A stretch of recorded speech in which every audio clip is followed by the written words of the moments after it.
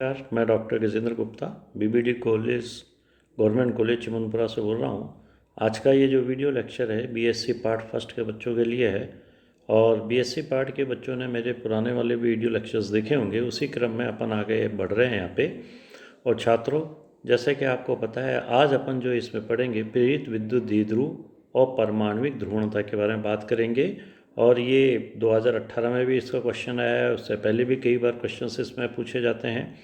Induce electric dipole and atomic polarisation क्या होता है, तो इसको समझने के लिए अपन ध्रुवीय और अध्रुवीय परमाणुओं के बारे में अपन पहले वर्णन कर चुके हैं। इसमें वापस अपन देखते हैं कि अगर अपन किसी अध्रुवीय परमाणु या अणु को अपन किसी विद्युत क्षेत्र में रखते हैं, तो विद्युत क्षेत्र में रखने के कारण उसके जो इलेक्ट्रॉन अब्र का केंद्र है और जो धन जो नाभिक है उसका जो केंद्र है, उनके बीच में डिस्टेंस उत्पन्न हो जाती है, या अपन कहें थोड़ा सा डिस्टेंस आ जाती है बाहरी विद्युत क्षेत्र के कारण। तो इस वजह से ये जो अध्रुवीय अणु है जिसका कि नेट द्विध्रुव आघूर्ण का मान 0 होना चाहिए, वो 0 नहीं होता और कुछ अपने को द्विध्रुव आघूर्ण इसमें मिलता है। और यहीं पे ये दो चित्र जो बताए गए हैं, एक चित्र नंबर 10 जो कि जिसपे कि धन का और इलेक्ट्रॉन अब्र का जो केंद्र है वो सेंट दोनों मिले हुए हैं, और दूसरा है चित्र जो है 11 जिसमें इलेक्ट्रॉन अब्र के सेंटर और धन जो नाभिक है उसके सेंटर के बीच में जो है थोड़ा डिस्टर्बेंस है और कुछ डिस्टेंस है, जिससे वो अपने को द्विध्रुव आघूर्ण देता है। अब ये जब द्विध्रुव आघूर्ण मिल जाता है तो इस अवस्था के अंदर चूंकि ऋण और धन आवेश हैं, तो इनके बीच में एक आकर्षण बल लगता है, और ये आकर्षण बल बाहर से लगने वाला जो विद्युत क्षेत्र उसके कारण जो विद्युत बल लग रहा है उससे बैलेंस होता है, और एक कुछ टाइम पर बैलेंस होने के पश्चात ये डिस्टेंस मेंटेन बनी रहती है अपने को। तो ये द्विध्रुव आघूर्ण जो है, इसके बारे में अपन आगे बात करें तो अपन ये कह सकते हैं कि अगर विद्युत क्षेत्र इसमें विद्युत क्षेत्र ये जो है अपने पास कि इसमें उत्पन्न जो विद्युत क्षेत्र की बाहरी विद्युत क्षेत्र के को परिवर्तित कर देता है, इस सिद्धांत का द्वारा परावैद्युत माध्यम की वैद्युत प्रकृति की व्याख्या अपन कर सकते हैं। यहाँ अगर अपन विद्युत क्षेत्र कैपिटल ई जो बाहरी है उसके कारण नाभिक पर जो बल होता है अपन जानते हैं स्मॉल ई कैपिटल ई होगा, जहाँ स्मॉल ई आवेश को बताता है। इस बल के विपरीत अगर त्रिज्या अपने पास डी के गोले में स्थित ऋण आवेश के कारण बल लगेगा, और यदि ऋण आवेश का वितरण एक समान माने तो त्रिज्या डी के गोले में आवेश का मान अगर अपन निकालें तो अपन इस तरह से निकाल सकते हैं कि एकांक आयतन पर उपस्थित आवेश का मान, जिसका मान अपन E/4/3 पाई ए क्यू, और इसको अगर अपन मल्टीप्लाई करें तो मल्टीप्लाई से इसके आयतन से मल्टीप्लाई करेंगे अपन 4/3 पाई डी क्यू। इससे अपने को एक समीकरण ए निकलती है, और ये जो समीकरण ए है इसको अपन आवेश क्यू के द्वारा अपन बता सकते हैं। मैंने यहाँ साइड में चित्र भी बनाया है जिसको आप देख सकते हो, जहाँ ऋण आवेश स्मॉल ई त्रिज्या ए के गोले में एक समान रूप से उसको वितरित माना गया है। प्रभावी रूप से ये आवेश इस गोले के केंद्र पर केंद्रित माना जा सकता है, अतः विस्थापित जो ऋण आवेश वितरण के कारण जो नाभिक पर जो बल है उस बल को अपन F=K E/Q/d² के द्वारा बता सकते हैं। और इसको अगर अपन सोल्व करें तो यहाँ अपन देखते हैं इसको, और F का मान इससे निकाल सकते हैं, और F का जो मान निकल के आएगा उससे अपन स्मॉल ई कैपिटल, चूँकि F जो है स्मॉल ई आवेश और विद्युत क्षेत्र संतुलन अवस्था में कैपिटल ई के बराबर है, इसको अपन समीकरण बी से बता सकते हैं। या इसमें ये भी लिख सकता हूँ कि बाहरी विद्युत क्षेत्र के कारण जो बल लग रहा है वो किससे बैलेंस हो जाता है छात्रों, वो आकर्षण बल से। कौन सा आकर्षण बल? जो धन आयन इलेक्ट्रॉन का अब्र का जो केंद्र है उस पर माने अपन, और नाभिक जो पॉजिटिव है उसको माने अपन, तो दोनों के बीच में लगने वाले आकर्षण बल से हो जाता है। समीकरण 2 से अगर अपन निकालना चाहें तो समीकरण जो अपन देखें, अपन समीकरण 2 की जगह यहाँ जो समीकरण बी है, इस समीकरण बी को अपन इस तरह से भी लिख सकते हैं कि जो कि द्विध्रुव है तो द्विध्रुव को अपन P=ED, और यहाँ अगर इसकी मान रख दें ऊपर से अपन ई का आवेश का मान अगर अपन निकाल के रखें अपन, तो अपने पास ये समीकरण सी प्राप्त हो जाती है, जहाँ पर आयतन का मान अपन जानते हैं कि V is equal to 4/3 pi a cube परमाणु के आयतन को बताता है। तो द्विध्रुव आघूर्ण P की जो दिशा है वो ऋण आवेश के केंद्र से धन आवेश के केंद्र की ओर होगी, अर्थात ये विद्युत क्षेत्र कैपिटल E के अनुदिश बताया जाएगा। बाहरी विद्युत क्षेत्र की उपस्थिति में अध्रुवीय परमाणुओं में प्रेरित द्विध्रुव आघूर्ण कैपिटल P आरोपित विद्युत क्षेत्र कैपिटल E के अनुपानुपाती होता है। इसलिए अपन कह सकते हैं कि P is directly proportional to E, और अगर P प्रोपोर्शनलिटी का साइन अगर हटाएं तो अपने को P is equal to alpha E। यहाँ पे छात्रों जो अल्फा है वो परमाणुिक ध्रुवणता कहलाती है,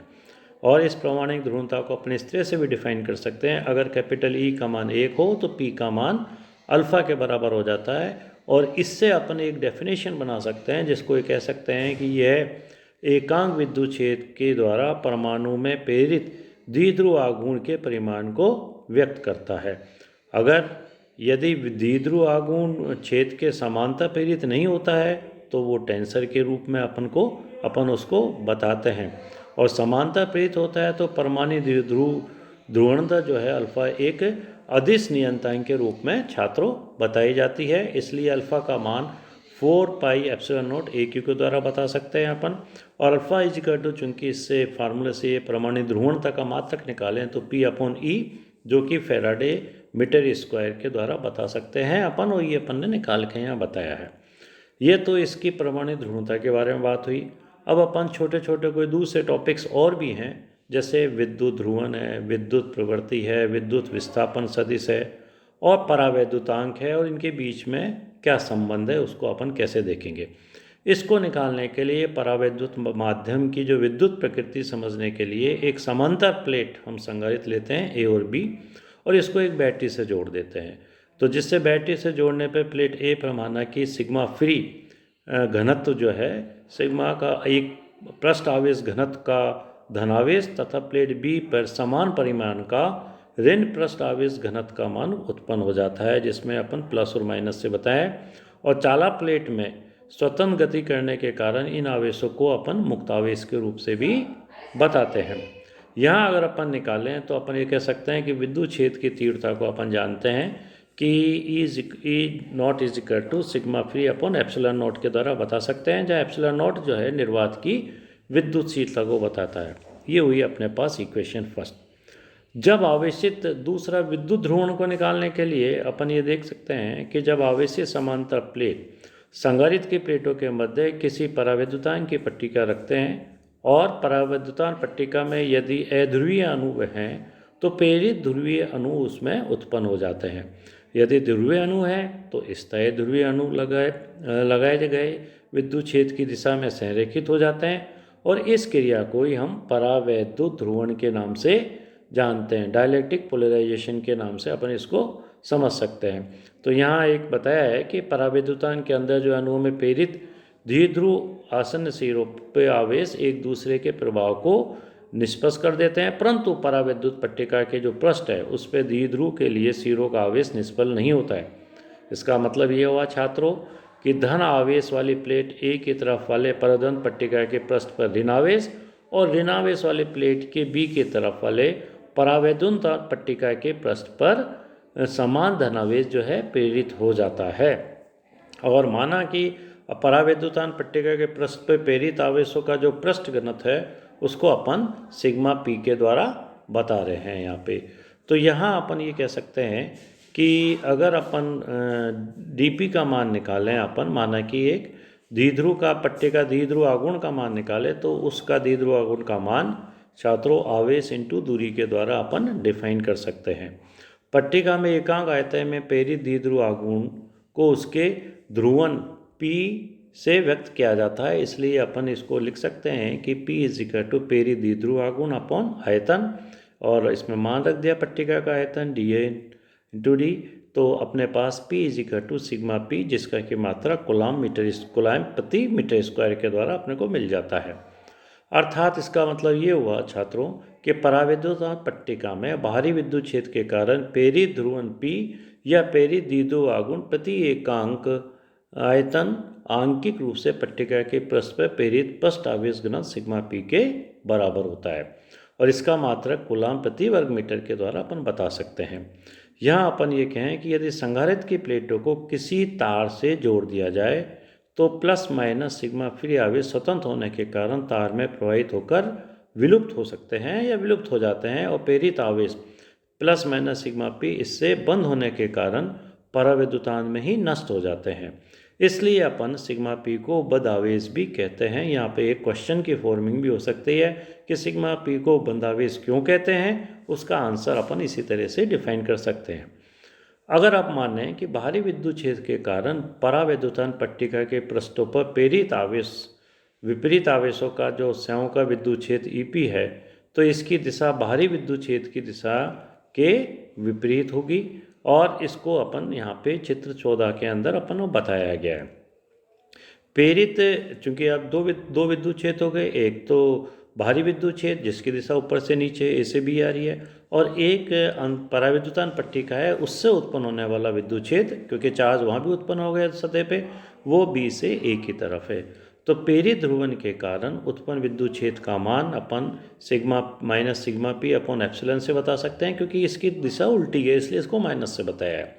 तो यहाँ समीकरण 3 से सिग्मा पी का मान अगर पी के बराबर रख दें अपन, तो अपने को समीकरण 4 प्राप्त होती है सदिश रूप में अगर लिखें तो अपन इसको। फिर आता है बात छात्रों, विद्युत प्रवृत्ति क्या होती है, इलेक्ट्रिकल ससेप्सिबिलिटी किसे कहते हैं। समदेशिक परावैद्युतांक माध्यम, मतलब ऐसे माध्यम में विद्युत गुण सभी दिशाओं में समान होते हैं, उसको अपन समदेशिक कहते हैं।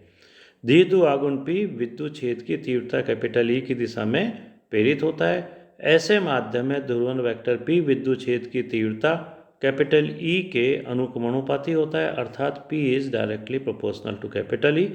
और P is equal to proportionality का साइन उठाएं तो एप्सिलॉन और चाई इंटू कैपिटल ई के द्वारा समीकरण 5 के द्वारा अपन बता सकते हैं। यहाँ पे ये जो सिंबल है, इस सिंबल को अपन चाई के नाम से बताते हैं। ये एक विमाहीन राशि होती है और इसे अपन विद्युत प्रवृत्ति के रूप में कहते हैं कि ये विद्युत प्रवृत्ति को शो करता है। विषम देशिक अगर माध्यम है एनिसोट्रोपिक, तो हमारे विद्युत गुण दिशा पर निर्भर नहीं करते हैं, और इनमें ध्रुवन पी विद्युत क्षेत्र की तीव्रता कैपिटल ई के समांतर प्रेरित नहीं होती है। इस प्रकार के परावैद्युतान में विद्युत प्रवृत्ति को चाई को एक टेंसर के रूप में व्यक्त किया जाता है। तीसरी जो बात है वो है विद्युत विस्थापन, कि विद्युत विस्थापन क्या होता है। तो छात्रों, ध्रुवन के कारण परावैद्युतान में विद्युत क्षेत्र ईपी बाहरी विद्युत क्षेत्र ई नॉट के विपरीत दिशा में प्रेरित होता है, जिससे बाहरी विद्युत क्षेत्र के कारण परावैद्युतान में पृष्ठ आवेश सिग्मा पी की प्रवृत्ति बाहरी विद्युत क्षेत्र की तीव्रता को कम करने की होती है। परावैद्युतान में परिणामी विद्युत क्षेत्र की तीव्रता अगर निकालें तो दोनों के योग के बराबर होगी, इसलिए E is equal to E not plus E P के द्वारा बताई जाएगी। समीकरण 1 और 3a से अगर इसमें मान रख दें तो अपन ये समीकरण निकाल सकते हैं कि 1 अपॉन एप्सिलॉन नॉट ब्रैकेट में sigma free minus sigma P, और सिग्मा पी का मान चूंकि कैपिटल पी के बराबर होता है, इसलिए अपन इस समीकरण से सिग्मा फ्री का मान निकाल सकते हैं। या मैंने निकाल के बताई है, सिंपल मैथमेटिक्स है, आप भी इसको निकाल सकते हो। समीकरण 6 मिल जाती है। समीकरण 6 के अनुसार ये epsilon naught E plus P एक ऐसी भौतिक राशि है जो केवल मुक्त आवेश घनत्व पर ही निर्भर करती है, इसलिए इस भौतिक राशि को हम विद्युत विस्थापन, जिसको कि अपन कैपिटल डी के रूप में बताते हैं, उससे परिभाषित कर सकते हैं। तो समीकरण 6 में इस राशि को अपन डी बता रहे हैं, इससे समीकरण 7 मिली, और सदिश रूप में लिखें तो समीकरण 8 के रूप में अपन इसको बता सकते हैं। एक समान समदेशिक माध्यम में डी ई व पी ए की दिशा में अर्थात समांतर होते हैं। आपेक्षिक विद्युतशीलता या परावैद्युतांक की परिभाषा में अपन इस तरह की समीकरण 9 अपन प्राप्त कर सकते हैं। और समीकरण 7 में या समीकरण 1 से सिग्मा फ्री का मान एप्सिलॉन नॉट ई नॉट, और समीकरण 2 से D is equal to sigma free is equal to epsilon naught E naught is equal to epsilon E, इनको अगर काम में लें और समीकरण 8 और 9 को 10 से काम में लें तो अपने को समीकरण 11 प्राप्त होती है, जहाँ पर एप्सिलॉन ए आर का मान एप्सिलॉन अपॉन एप्सिलॉन नॉट के द्वारा अपन बता सकते हैं। इसको अगर आगे सॉल्व करें अपन तो छात्रों समीकरण 12 और समीकरण 13 अपने को मिलती है। तो इस तरह से अपेक्षिक विद्युतशीलता को काम में लेके अपन इनमें आपस में रिलेशन भी स्थापित कर सकते हैं। यहाँ मैंने एक टेबल बताई है जिसमें आपको विद्युत क्षेत्र, विस्थापन सदिश और ध्रुवण P का सारा कुछ मटेरियल एक साथ ही मिल जाएगा कि इनके मात्रा क्या है, इनकी विमाएँ क्या है, इनके डाइवर्जेंस क्या है, इनके कर्ल क्या है और इनके में आपस में परस्पर क्या रिलेशन है। कभी कभी एग्ज़ाम में ये जो परस्पर रिलेशन है इसको सीधे एग्ज़ाम में दे दिया जाता है और कहा जाता है कि इसको आप प्रूव करिए या इसको निकालिए और इसमें जितने भी ये सिंबल्स आ रहे हैं इनको डिफाइन कीजिए।